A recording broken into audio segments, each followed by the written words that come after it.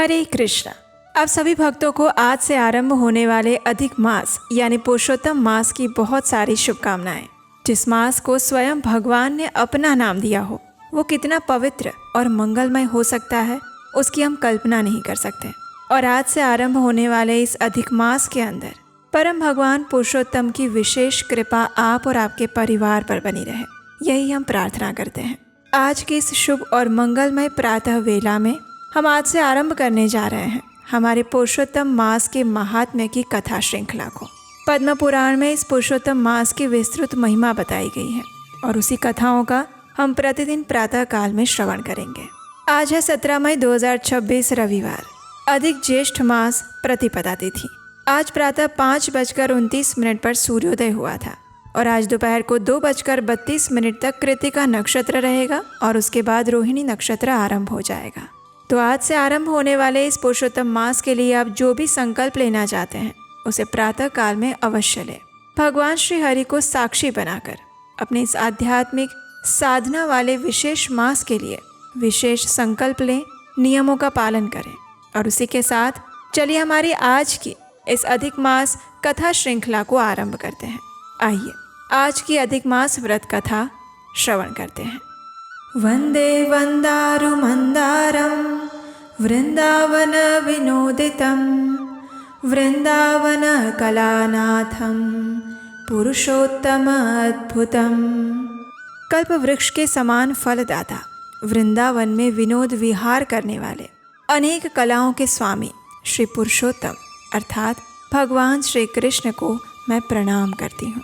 प्राचीन काल में एक समय बहुत बड़ा यज्ञ करने के लिए नैमिषारण्य तीर्थ में अनेक प्रकार के ऋषि मुनि एकत्रित हुए थे, जिसमें देवल, असित, रथितर, रुभु, कपिल, रैम्य, गौतम, पैल, मुद्गल, सुमंत, पिपलायन, सुमति, धूम्र, हारित, पृथु, कौंडन्य, वसु, बोधाय, सुतीक्ष्ण, गालव, अगस्त्य, कात्यायन, कौशिक, अत्रि, ऋत्रत, शक्ति, शंकु, संकृत, पंक, विभांडक, गर्ग, कणायु, शनि, जमदग्नि, धूमप, मौन, भार्गव, भारद्वाज, कर्कश, शौनक, शतानंद आदि अनेक महान ब्रह्मनिष्ठ और वेद पाठी ऋषिगण अपने अपने शिष्यों सहित एकत्रित हुए थे। तीर्थ यात्रा करते हुए उसी समय सूत गोस्वामी भी अपने शिष्यों के साथ नैमिषारण्य की उस पावन भूमि पर आ पहुंचे।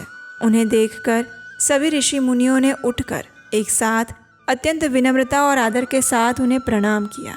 सभी मुनिगण हाथ जोड़कर सूत गोस्वामी से कहने लगे, हे सूत जी, आप चिरायु हो, आपके लिए मनोहर आसन यहाँ पर उपस्थित हैं, कृपया आप इस पर विराजमान होइए। सभी ऋषियों ने यथोचित आदर सत्कार से उनका सम्मान किया, आतिथ्य सत्कार किया और इस प्रकार कहकर वे ऋषि मुनि सूत गोस्वामी के पास बैठ गए। जब सूत गोस्वामी अपने आसन पर विराजमान हुए तो सभी ऋषि मुनियों ने सूत जी से कहा, हे सूत जी, आप जिस कथा को सर्वश्रेष्ठ सागर के रूप में मानते हैं और जो इस भवसागर को पार लगाने वाली है, वही कथा हमें सुनाइए। ऐसी कौन सी कथा है जो मनुष्य जन्म को सफल बना सकती है? आप कृपया करके यदि उचित समझे तो उसका विस्तृत वर्णन हमें सुनाइए। ऋषि मुनियों के विनीत भाव से कहे गए इन सुंदर वचनों को सुनकर सूत गोस्वामी ने कहा, हे मुनिगणों, मैं आपको एक ऐसी कथा अवश्य सुनाऊंगा। मैं सभी पुण्य तीर्थों का भ्रमण करता हुआ कुरु और जांगल देशों में होता हुआ हस्तिनापुर जा निकला था। वहाँ मैंने सुना कि महापुण्यात्मा राजा परीक्षित अनेक मुनियों के साथ अपने राज्य को त्याग कर गंगा तट पर आए हुए हैं। हे ऋषिगण, मैं वहाँ अपने मन की शंकाओं के समाधान हेतु गंगा जी के तट पर राजा परीक्षित के पास गया। वहाँ पर मैंने भगवान के महातेज से युक्त प्रतापी महामुनि श्री सुखदेव जी के दर्शन किए। ऐसा सुंदर संयोग सौभाग्य से ही प्राप्त होता है। महामुनि सुखदेव गोस्वामी को जब अन्य ऋषियों ने दूर से आते हुए देखा तो सभी एक साथ खड़े होकर हाथों को बांधकर उपस्थित हो गए। सभी ऋषि मुनियों ने सुखदेव गोस्वामी को उनके द्वारा बनाए हुए कमल कर्णिका के उच्च आसन पर विराजमान करवाया गया। ज्ञान के सागर के समान सुखदेव गोस्वामी महाराज उस आसन के ऊपर सभी ऋषि मुनियों के बीच में उसी प्रकार सुशोभित हो रहे थे मानो तारों के मध्य पूर्णिमा का चंद्र शोभायमान हो रहा हो। और इसी प्रकार पुरुषोत्तम मास महात्म्य के अंदर शुकदेव आगमन नामक प्रथम अध्याय यहीं पर संपूर्ण होता है। इस अध्याय की अगली कथा का श्रवण हम करेंगे हमारी कल की इस अधिक मास कथा श्रृंखला में। क्या आप जानते हैं पुरुषोत्तम मास में की गई छोटी सी भक्ति भी कई गुना फल देती है, लेकिन अगर नियम सही ना हो तो इतने दुर्लभ महीने का पूरा लाभ नहीं मिल पाता। और ये पवित्र अधिक मास अब अगले 3 साल बाद आएगा। इसलिए कल से शुरू होने वाले इस पुरुषोत्तम मास के लिए हम लाए हैं एक संपूर्ण अधिक मास गाइड ई बुक, जिसमें आपको मिलेगा हर नियम, हर कथा, व्रत विधि, मंत्र और कंप्लीट गाइडेंस। और सबसे बड़ी बात, कल सिर्फ एक दिन के लिए स्पेशल डिस्काउंट प्राइस पर ये बुक मिलेगी।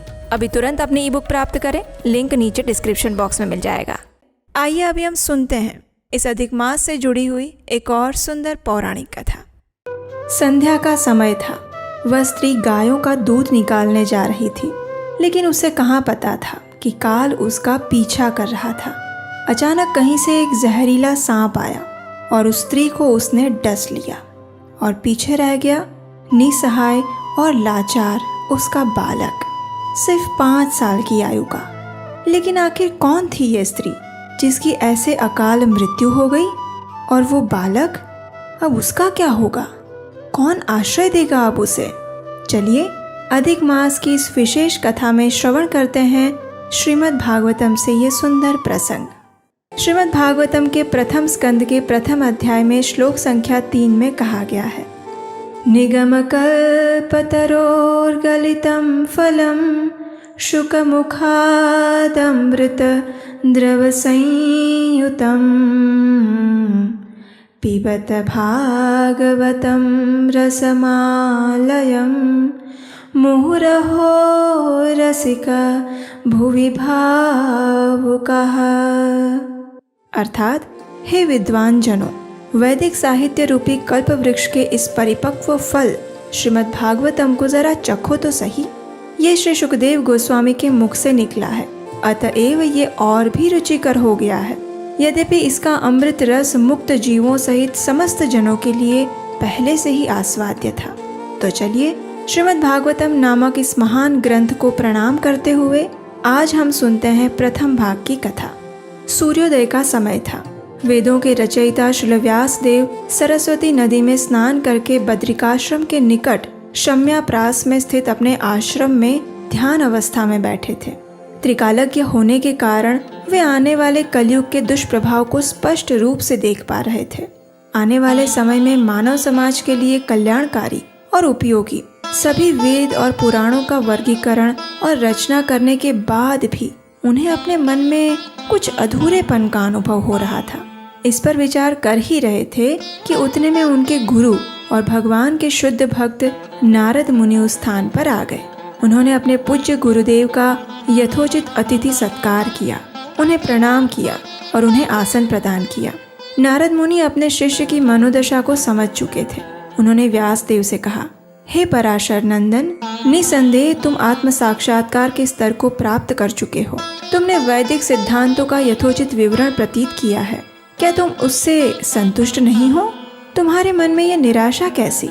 अपने गुरुदेव के इन वात्सल्यपूर्ण वचनों को सुनकर श्री व्यास देव ने कहा, हे गुरुवर, आपने सत्य कहा। इतनी महान उपलब्धियों को प्राप्त करने के बाद भी मैं असंतुष्ट हूँ। आप तो असीमित ज्ञान के भंडार हैं। कृपया मेरी इस निराशा का कारण स्पष्ट करें प्रभु।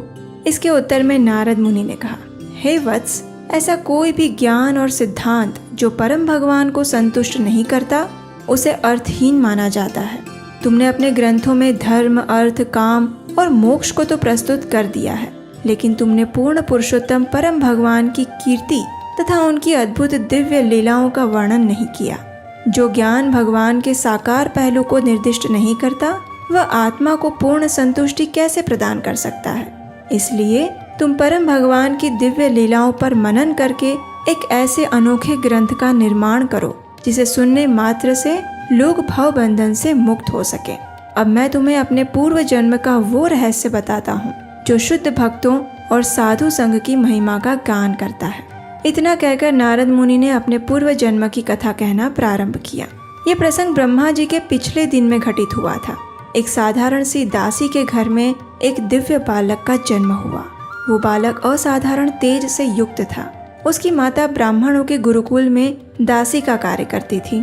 अब एक समय यूं हुआ कि कुछ महान वैष्णव साधु चातुर्मास का समय व्यतीत करने के लिए उस गुरुकुल में आ गए। परिणाम स्वरूप उस बालक को और उसकी माता को इन भक्ति वेदांती साधु पुरुषों की सेवा करने का अवसर मिला। ये साधु भी समदृष्टि युक्त थे, इसलिए उन्होंने इस नन्हे से बालक पर विशेष अनुकंपा दिखाई। हालांकि वह बालक छोटा था, लेकिन फिर भी वह आत्मसंयमी था। ना तो वह आवश्यकता से अधिक बातें करता और ना ही अन्य बच्चों के साथ खेलने कूदने में उसकी कोई रुचि थी।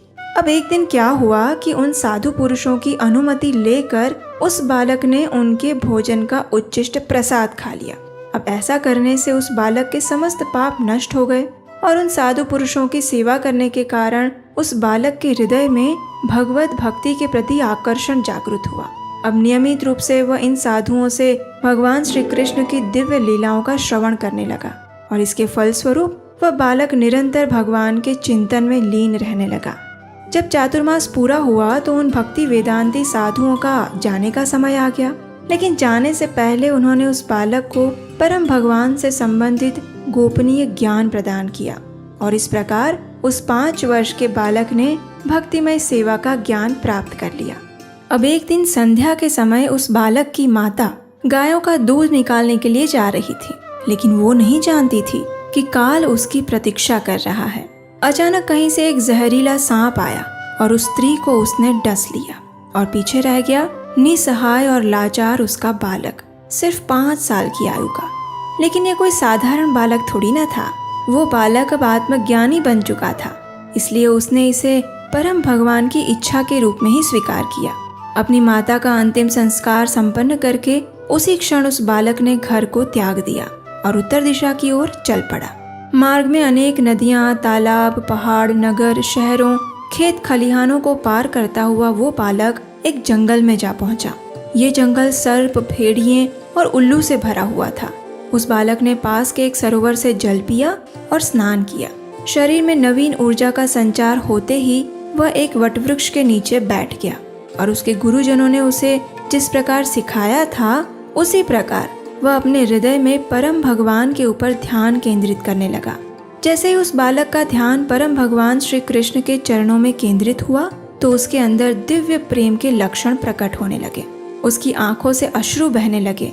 भगवान श्री कृष्ण उसके हृदय में प्रकट हो चुके थे और उन्हें देखकर वह बालक इतना भाव विभोर हो गया कि वह ना तो स्वयं को देख पाया और ना ही भगवान को।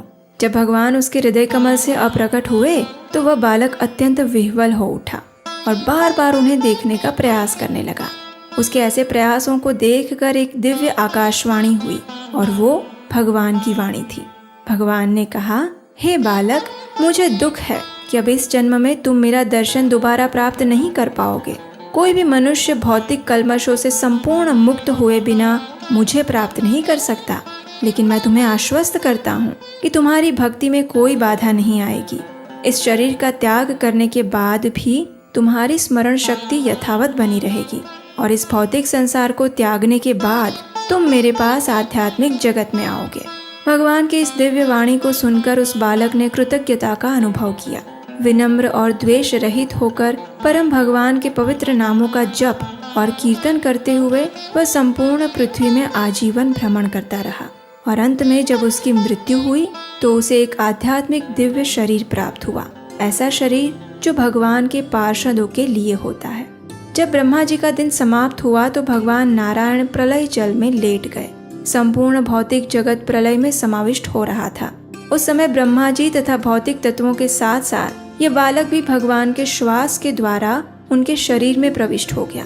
जब ब्रह्मा जी की रात्रि पूरी हुई और दिन का प्रारंभ हुआ तो यही बालक फिर एक बार ब्रह्मा जी के पुत्र के रूप में प्रकट हुआ और फिर वे कहलाए नारद मुनि। और बस उसी समय से नारद मुनि भगवान श्री कृष्ण द्वारा उन्हें दी गई वीणा पर भगवान की लीलाओं और गुणों का गायन करते हुए भौतिक और आध्यात्मिक जगत में विचरण करते रहते हैं। भगवान की शुद्ध प्रेमा भक्ति का उपदेश देकर वे कई जीवों का उद्धार भी करते हैं। तो ये थी नारद मुनि के जन्म की कथा। तो आज की अधिक मास कथा को यहीं पर विराम देंगे। हम आपको बता दें कि आज से आरंभ होने वाले इस पुरुषोत्तम मास के अंदर हम प्रतिदिन प्रातः काल में इस पुरुषोत्तम मास की सुंदर पौराणिक विशेष कथाएं लेकर आने वाले हैं। तो आरंभ से लेकर अंत तक इन कथाओं को अवश्य सुनिएगा और अगर अच्छी लगे तो इसे लाइक करके सभी को शेयर कर दीजिएगा। और हमें आपको बताते हुए प्रसन्नता ये भी हो रही है कि इसी अधिक मास के अंदर हमने जो पिछले चैत्र मास में रामायण कथा को अधूरा छोड़ा था, विराम दिया था, उसी रामायण श्रृंखला को हम इस अधिक मास में आरंभ करने वाले हैं। तो प्रतिदिन शाम के समय आपके अपने चैनल उपदेशाष्टकम के ऊपर में इस अधिक मास के उपलक्ष्य में आप रामायण कथा श्रृंखला को भी सुन पाएंगे, जिसका आरंभ हम आज से करने वाले हैं। तो उस रामायण कथा श्रृंखला को भी याद से प्रतिदिन अवश्य सुनिएगा। और अगर पहली बार इस चैनल पर आए हैं तो आपके अपने चैनल उपदेशाष्टकम को सब्सक्राइब करके ज़रूर जाइएगा, क्योंकि यहीं पर आपको मिलेगी वेदों और पुराणों से ली गई प्रमाणभूत कथाएं बिना किसी मिलावट के। आप सबको फिर एक बार अधिक मास की बहुत सारी शुभकामनाएं। भगवान श्री हरि की विशेष कृपा आप पर बनी रहे और आप इस अधिक मास के अंदर अधिक से अधिक आध्यात्मिक प्रगति करते हुए उनकी शुद्ध प्रेमा भक्ति को प्राप्त करें, यही प्रार्थना करते हैं। हरे कृष्ण।